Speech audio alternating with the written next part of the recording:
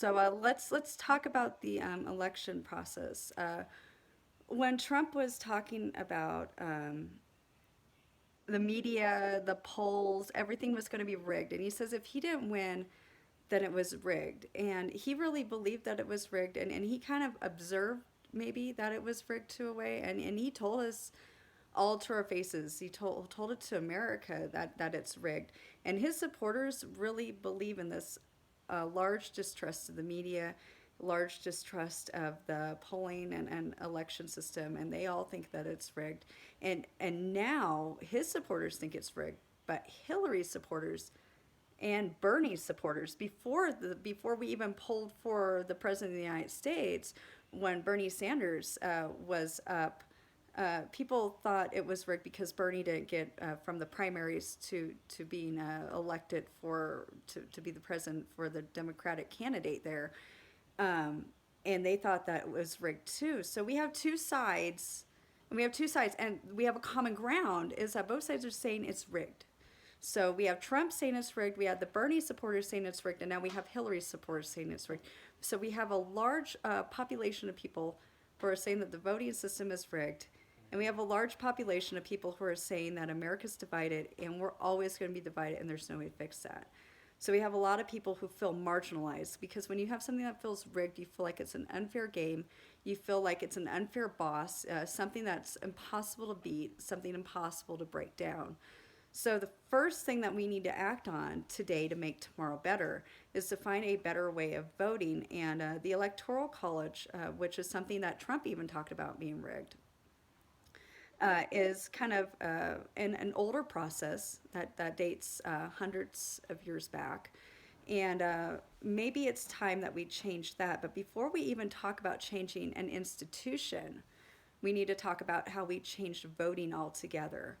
And one of those things I touched on in my last video, we were talking to kind of like about maybe changing voting. So voting happens on a Tuesday. Tuesday is the main day of the week. Tuesday, most people are at work or at school, college. Most people can't get out between 9 to 5 to vote. So what can we do about that? There's a couple different things. One, we can change Tuesday to maybe Saturday, but then again, people still work on Saturdays. People still work 7 days of the week, 5 days of the week. They might work swing shifts, they might work, et cetera, et cetera. So people might still be at work or at school on Saturday because those types of things still occur and happen on Saturdays.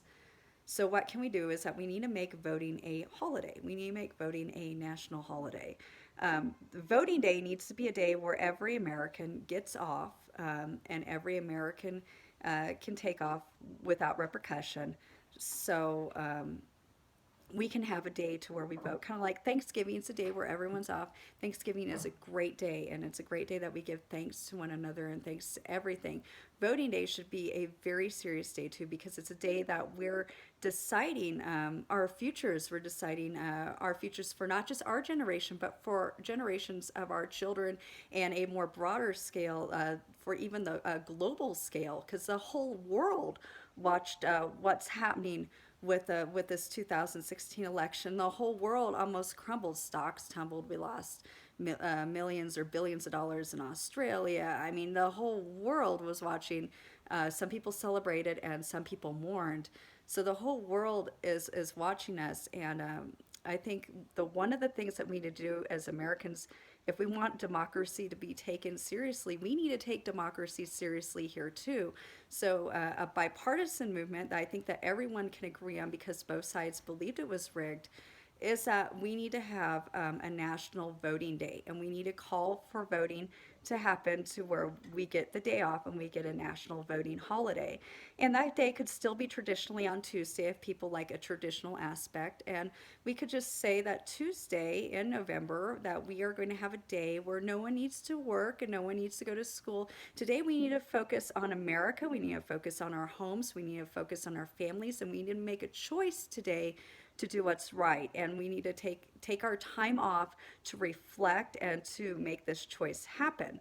So that's what voting day needs to be. So we need a national voting day. So that would help everyone involved here and make maybe people feel like it's less of a rigged system because everyone gets to go out and everyone gets to vote now, and it would be great so we don't have to take time off, risk our jobs, or risk not going to school, or risk a grade, pick up kids from daycare, et cetera, et cetera. Everyone would be home and everyone would be able to vote.